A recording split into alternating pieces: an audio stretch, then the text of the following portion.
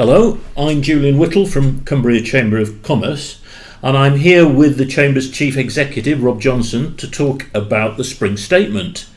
Rob, the Chancellor was very upbeat, wasn't he? He even compared himself to Tigger, the enthusiastic tiger from Winnie the Pooh. Why was he so positive? Well, I think it's positive because he's had some pretty good news, Julian, really. OBR last year were forecasting... That's the Office for Budget Responsibility, isn't it? Yeah. They were forecasting last year 1.5%, that's up to 1.7%. That's growth. Yeah.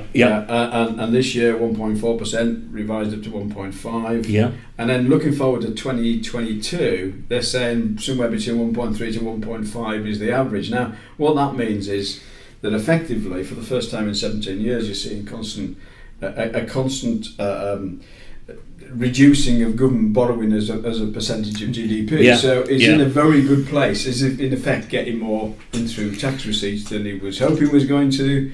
The economy's in a better shape than people expected it to be. The result is happy Chancellor. Yes, so it gives him a bit more wriggle room, doesn't it, when it comes round to the budget? Well, that's what we're expecting, and it's going to be really interesting when we see what he does with the budget, because he needs to resist really the pressure to start spending money on quick wins and looking at using that money for proper investment in the future in infrastructure. Yeah. So borrowing's falling, the economy's growing. The other thing the Office for Budget Responsibility said is that inflation is going to start falling because it's around about 3% now. They expect it to come down over the next year to 2%. Now remember, it went up to 3% after the EU referendum because that sparked a fall in the value of sterling. That means that imports, whether the goods or raw materials, cost more. So that caused the inflation, and now because those one-off increases are starting to drop out, the figures should come down to 2%. That's quite important, isn't it? I think so. What it means effectively is it's out of the system, and therefore one of the ways the government would control inflation, or the government, the Bank of England would control inflation, is actually shove interest rate. We've always felt that was too crude a device. Yeah. So effectively, it should mean that there's no need for further interest rates rises. Now, the importance here is if you look at the state, particularly of some of the retail businesses that are highly geared, there are about 200 businesses, I think, in a recent Times survey that suggest are on the borderline. For most well-funded businesses, these percentage changes are minor. They make no difference.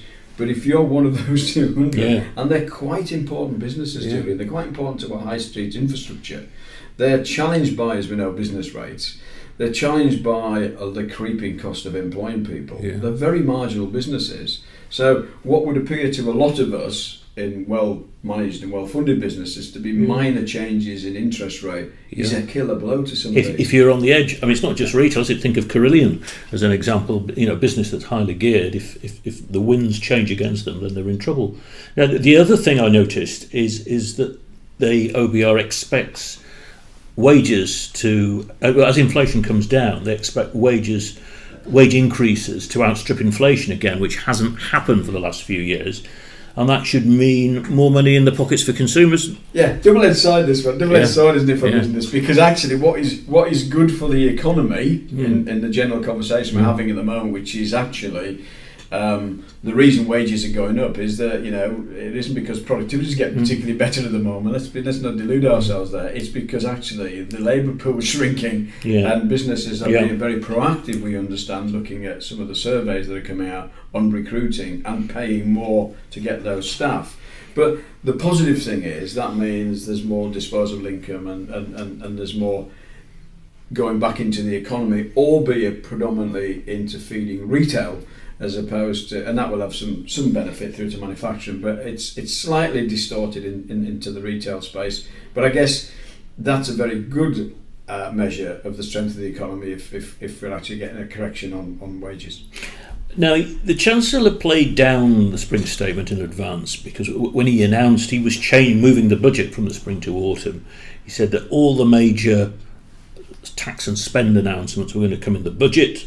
The Spring Statement was going to be, not to amount to very much indeed, but there were a few announcements, weren't there? And the big one for Cumbria was a promise of £80 million to help small businesses take on apprentices. Yeah, I guess this is where we've got disproportionate value out of the spring statement, actually, mainly because we have an exceptional problem here, Gillian. An exceptional problem is that we're mainly small businesses who struggle to take on apprentices for all sorts of reasons, and the fact we've got an ageing workforce. So I think that was very good news for us. We've yet to see how it's going to pan out, and we've learned this lesson by being over-enthusiastic on some of these statements. But let's wait and see. This could be very good for Cumbria. Yeah, we have a scheme at the moment that the Chamber's Growth Hub's delivering, which offers free training, but because the money for that is due to run out in July, so this could well fill a gap there, I hope. Yeah. Now, I also noticed that he mentioned the Borderlands Growth Deal again. He first brought this up in the budget, and he mentioned it again this week. Now, that could be significant, couldn't it? Well, the Borderlands is interesting because the focus to a degree politically has been on Scotland, I think, and yet we now know, and I think you've done a podcast with Colin Glover of Council, that it actually does cover the whole of Cumbria as well, which gets into our territory, makes us interested. But yes, it's looking very much like it's still got legs. It was disappointing there was no more detail, but the fact he's announced it does suggest that it's still on the table and it's still in negotiation, and that's got to be a good thing. It's a priority for government, isn't it? Or at least it shows that it still is. And for those who missed the original podcast, I mean, the Borderlands deal could be quite significant because it would bring devolved funding for things such as road and rail, improving broadband and mobile phone coverage, that sort of infrastructure, which is crucial to Cumbria going forward. And it would apply, if you like, to a geographical band running east to west from Northumberland through Cumbria, the borders, and Dumfries and Galloway. So it's potentially quite a biggie for us. I mean, if you look at it from a Cumbria-wide perspective, it has less impact, I guess, in the South Lakes area, where we're looking towards other partnerships down into Morecambe Bay and looking, into some of the major conurbations down there for business relationships.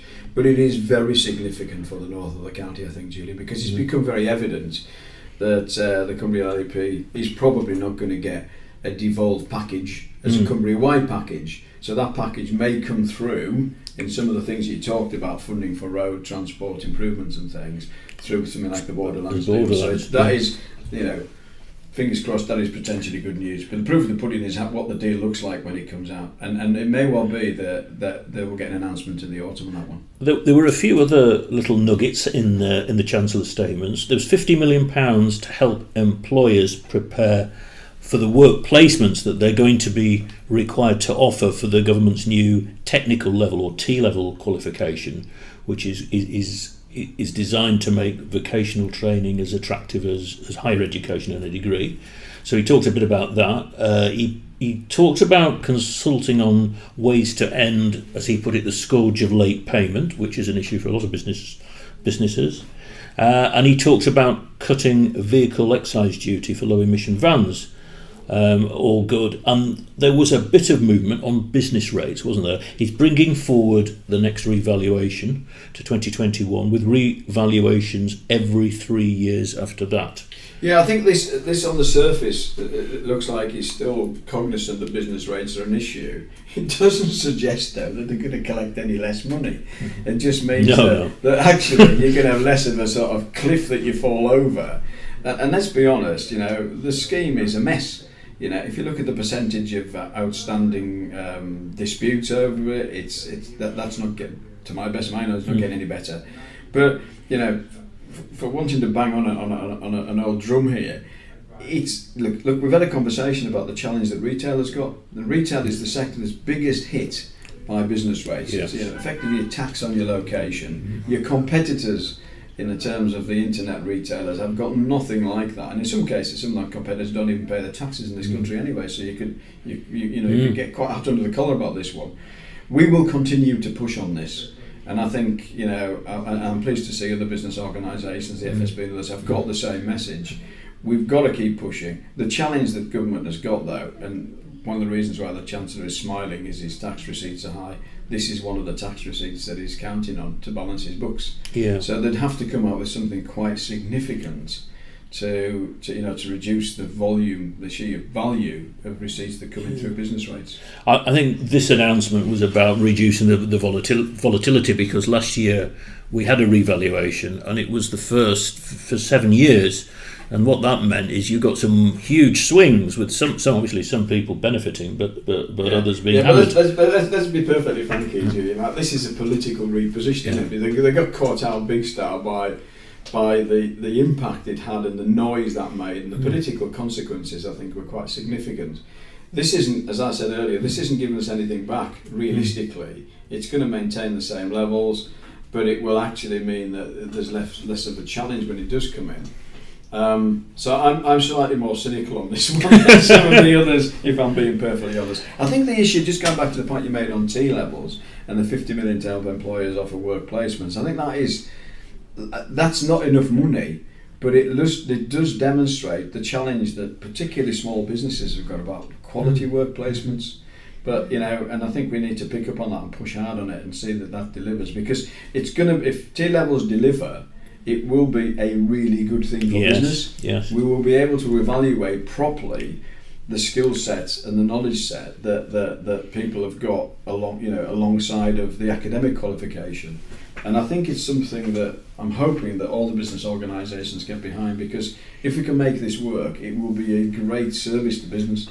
Okay, so on the whole, fairly positive on the spring statement. Not so positive on Donald Trump's announcement that he's going to impose tariffs, 25% on steel and 10% on aluminium. Do you anticipate, Rob, that this will have any impact in Cumbria? Well, I think there was some concern. We know that steel production is not what it used to be in the old days. In sort of, we had a decimal process built away at Millham, and we were a massive creator of steel. But there is a steel industry here. It's just gone through some significant changes, and it appears to be doing rather well. And was Tata Steel at work? Now British Steel. The reality is, though, that Cumbria won't be impacted by that.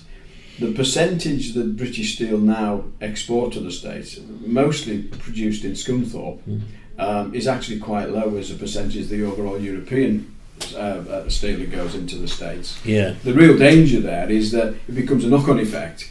So, on the basis of Germany, Italy, and France, who are the biggest exporters, exporters to the States, we end up, because we're part of the EU, having to fight their cause for them, when actually we're ending up in a situation where we might be coming out of Europe and we might be in a better position to do a negotiation with America directly than some of the statements Trump made about, if it was in the national interest, they would waiver it. So it's a little bit of a complicated one, but the short story is effectively no direct impact for Cumbria from the British Steel.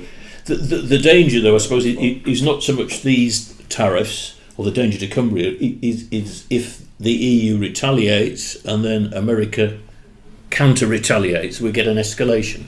And it'll spill out into other areas. I think the comments in Trump were making trade wars are good. This is not a good place to be.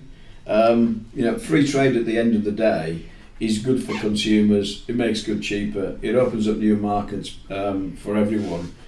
Protectionism is something we really don't want, and particularly as we come out of Europe. This wasn't really on the cards, and it would have been very interesting to see what the dialogue would have been around this if we were looking to go our own way, yet markets were closing, the opportunity markets were closing, because we're not going to be in a strong position to negotiate on the surface. It might well be, though, that there are ways through, like special deals with the States once we come out of Europe. But the long and the short of it is, free trade is good. Yeah, and protectionism is taking us backwards, and I think that's a very bad place to be. It's been remarkable, really, in our lifetime, because the whole thrust has been, over the last few decades, has been about opening up markets, making it easier to trade. And now we have Donald Trump coming along and saying, well, he actually wants to. I guess you can see his position in America. 5% of world steel is made in America. Nearly 50% in China. Yeah. You can really see when he's making those promises to those workers that it means something to them. The sad thing is, though, is that we can't go back to where we were 40 or 50 years ago. Supply chains that connect our business and industry together are not set up to have that delay in process or potential charges. And we don't know what the impact's going to be. So it's really difficult to see how the world economy functions properly in the way we expect it to now when you start having significant trade barriers and trade wars going on. Absolutely. So let's hope that we sort of get through this period and it calms down. Okay. Thanks very much, Rob.